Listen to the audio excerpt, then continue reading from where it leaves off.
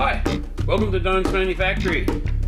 Well, today is painting day. Betsy is prepped except for all the final cleanups. I left the heat on last night so that the metal on the car would be warm.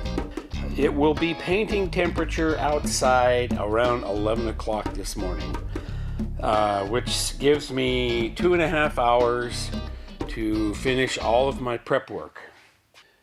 You'll notice no deck lid on.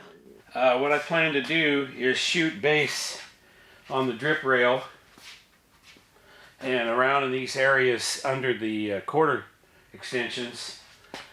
Then I will just drop the deck lid on there. The studs will hold it from sliding down into the paint or anything. Then I'll put the bolts in, get it slightly adjusted. You know, it doesn't have to be perfect.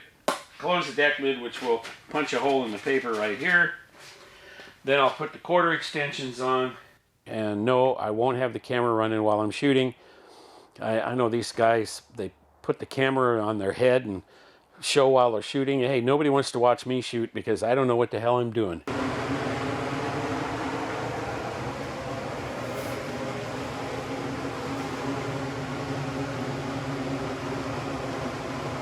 That's 2 coats.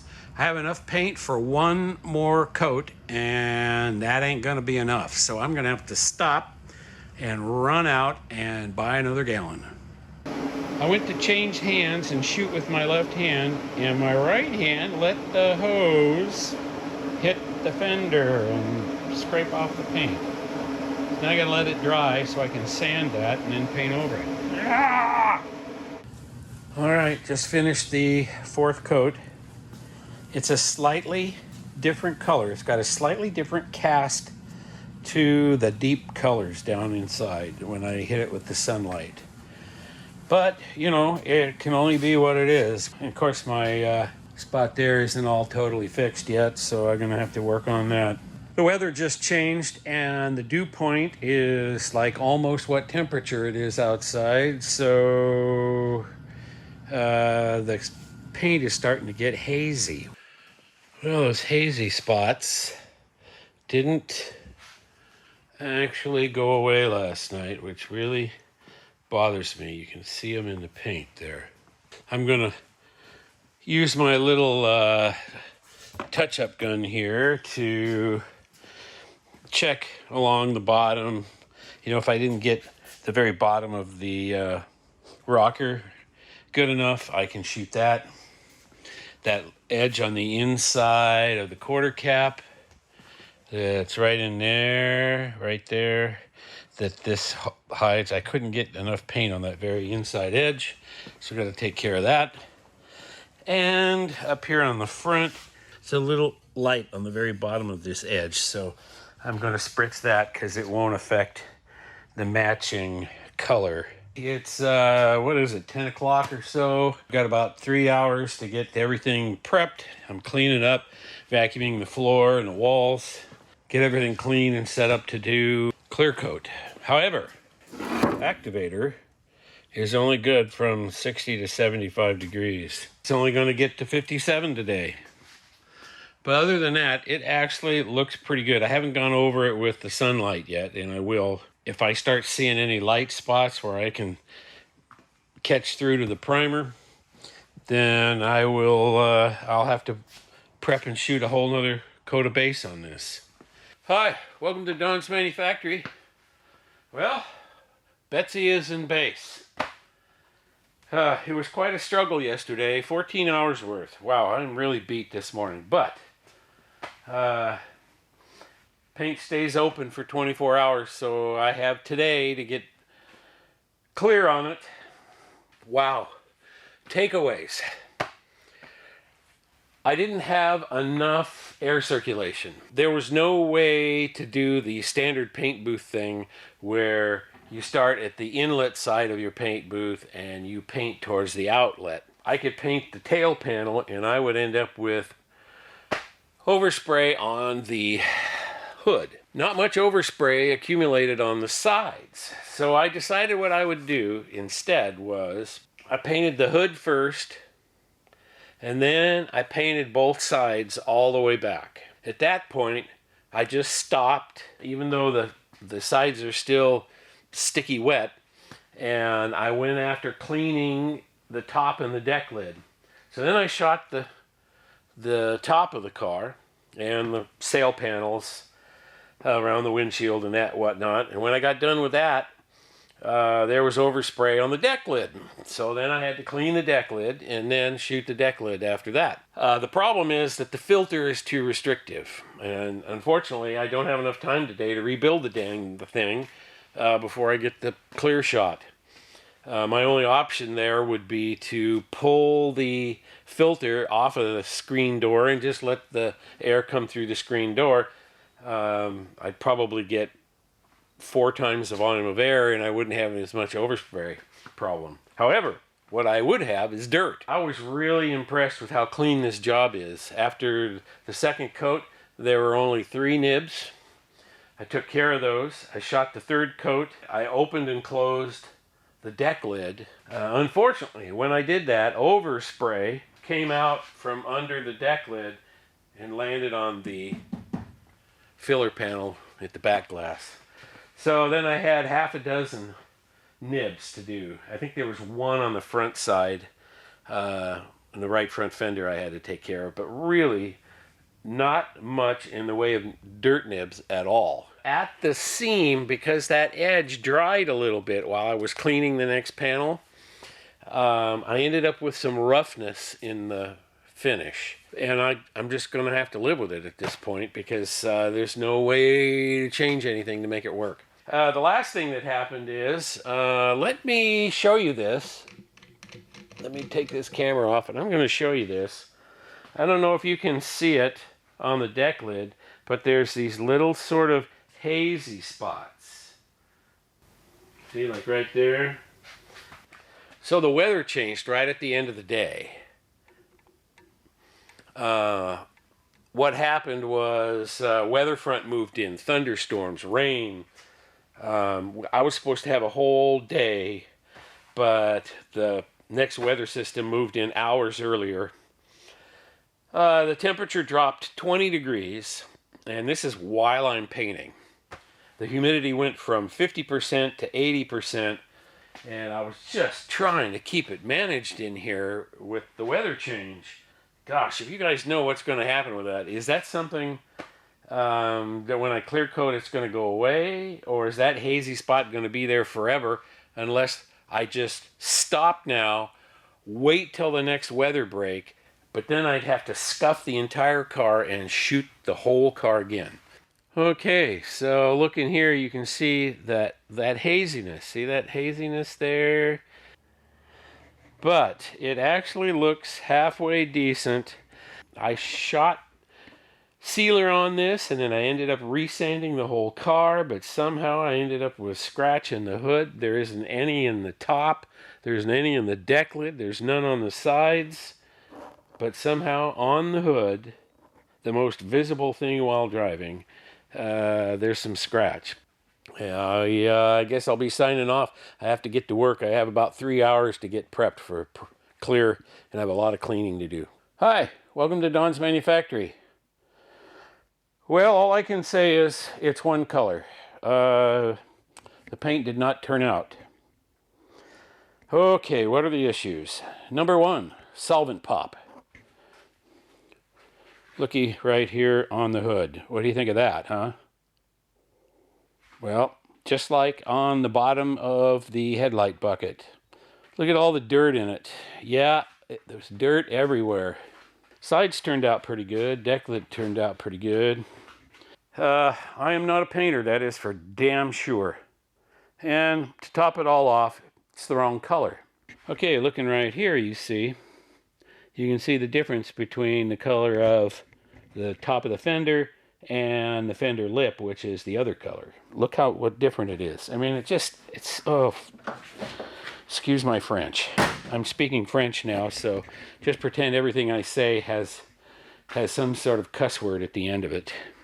Working on a sag I had on the roof right there. Almost got it gone. So you can kind of see the crinkly effect. See, like right there, only it was way worse. But this was the way worse spot, and you can see it is now looking real good. Okay, out here waiting on the sun.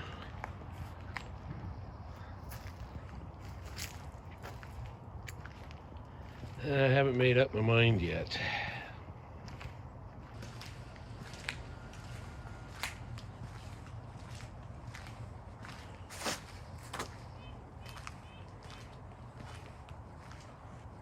Today is the day I've been waiting for.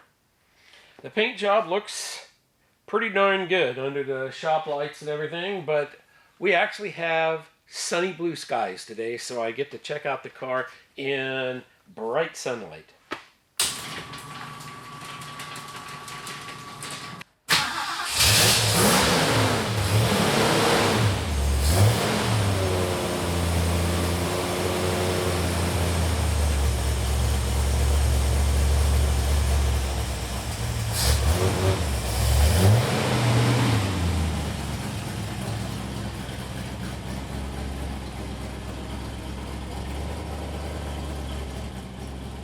So at first glance, what I see, I don't know if it's showing up on the camera or not, but you can see that the metallic is not laid perfectly evenly. Now this did not show up. But see, oh yeah, see now at this angle, right? Let me get my eye down here where the camera is.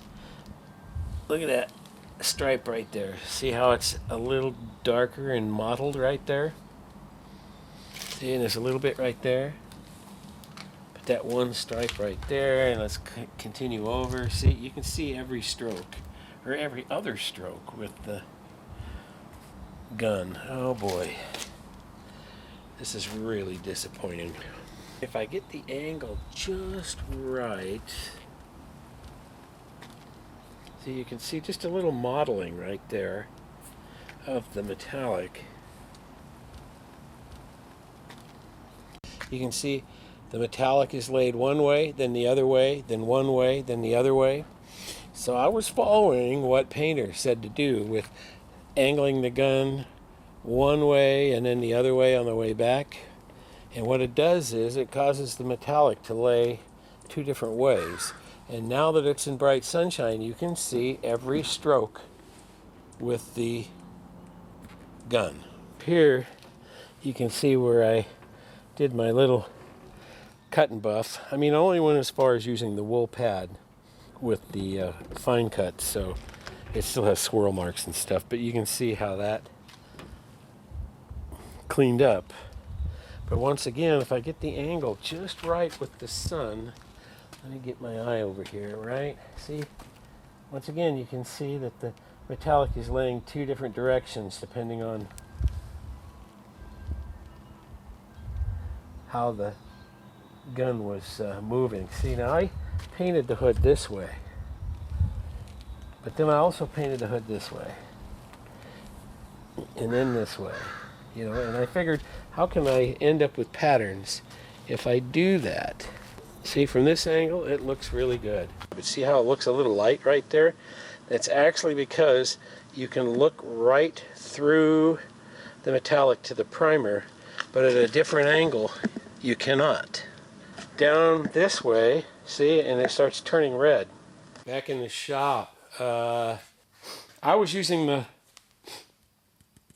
gun like this and looking along the paint and looking for differences, and I didn't really see them. But if I get the gun up higher and get the angle right, I don't know if you can see that, but if I get the gun up high enough like this and then look across it, you can then see the modeling stripes in the metallic. So I was using the gun wrong for this particular paint. Back under the shop lights, it doesn't seem to matter what angle you look at it or seeing it with the diffuse light. The whole car looks really good. So what have I learned from all of this? Well, number one, lighting is everything. As soon as direct sunlight hits the car, the flaws just bing, show right up. Now, my wife doesn't really see it and thinks it looks great, but I can see it, and I don't know. If I had to walk up to this car in the sunshine every time and see those stripes in the paint, it would disgust me every time I walked up to the car. Okay, what else did I learn? This light is a halfway decent tool, but for this paint, I've got to use it in a really special way in order to see if I can see through the way the metallic lies. This paint is really weird. Number three, this is actually the wrong color. I brought them a sample of the original paint and had them check it, for the mix. So I don't know if the guy adjusted the original glamour, ginger glamour paint formula in order to match my original one. But that first gallon was just a shade lighter than the original. But I was okay with it. It pretty much matched the, close enough to the jams and everything. It was okay. This mix is several shades lighter, and that red that you see when you're off angle, that makes the color kind of turn copper colored when you look at it from certain angles. So now that just reminds me of a late 70s, early 80s GMC Chevrolet pickup brown. It kind of, like right here in the shop right now, it's considerably lighter. Just looks like a standard root beer brown car. Many problems. Some of them mine, some of them not mine. I mean, the biggest problem with this is that I didn't paint it right. And I can't believe after a gallon of paint on this car, actually it's a gallon and a half now, I can still see straight through to the primer. That just blows me away. I'm just really, really disappointed at this point. Disappointed in myself, disappointed in the guy that mixed the paint. Maybe I just don't have it in me to do this. I was suffering from my usual, old man maladies here. Sore back, rotator cuff bad. Couldn't control the gun the way I needed to. Even if I didn't have those problems, there's no guarantee I would have painted it right anyway. And none of that stuff was visible when I was painting it. So how am I supposed to correct the problem if I can't see it while I'm painting? So, where am I in all of this? Okay, part of me wants to just put the car together and drive it. I don't think I can stand that.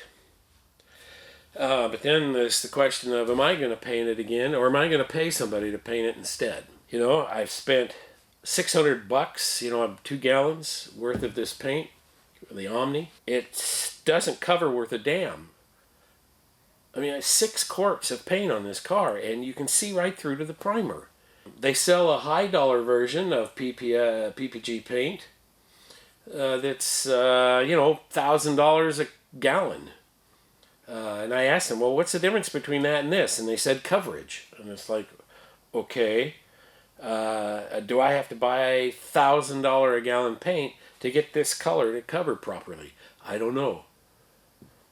But I'm certainly not saving any money here, as the cost of all of this just keeps going up and up and up. I mean, okay, paint job on a car costs 10 grand. My brother spent 15 on his, and it took him a couple of years to get the car back to him. And okay, so that's one of the main reasons why I chose to do this myself was every shop I queried, they either wanted nothing to do with it at all, or it was 2 years, and that's my thoughts so far. What do you think? Should I have at it myself again, or should I get somebody in here that actually knows how to paint? Or just take it to a shop and wait the year and a half? Although it shouldn't take that long because there's no body work to do. It's a scuff and reshoot at this point. I'm just beside myself. I'm really disappointed that I couldn't pull this off. It just, oh man, it's so much work. You know, my summer road trip is now looking like it's not going to happen at all. Sorry, Wally. I'm just really disappointed. Anyway, thanks for watching Don's Manufactory. Let me know in the comments what you think I should do. I'm just beside myself. Okay. I'll catch you later.